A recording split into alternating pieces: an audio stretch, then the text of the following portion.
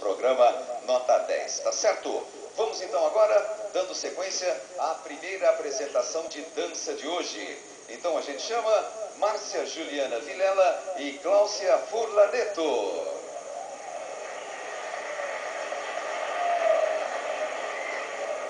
Tudo bom? Tudo bem. Você é? Cláudia. Cláudia. Dança do ventre, né? Dança do ventre. Há quanto tempo vocês dançam? Eu faço 4 anos e meio. 4 anos e meio. Então, e vocês são de alguma academia? Balé Vitória Régia. Balé Vitória Régia. Tá certo. Vocês têm 1 minuto e meio para mostrar então a dança do ventre, tá bom? Tudo bem.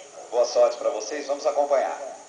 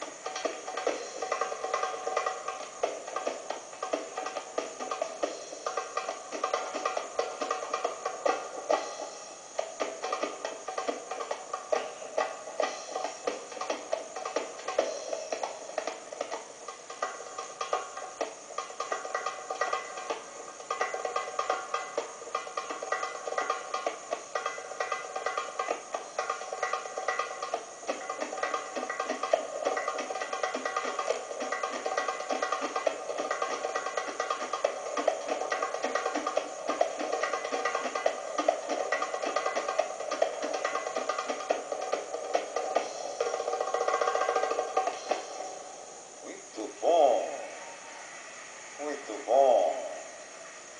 Chegar aqui no centro, vem cá. As duas aqui. Estão mal na fita, hein? Fala a verdade. Moças lindas. Parabéns, meninas. Boa sorte para vocês, tá bom? Eu quero lembrar que as inscrições para dança individual ou em grupo, academias, distritos,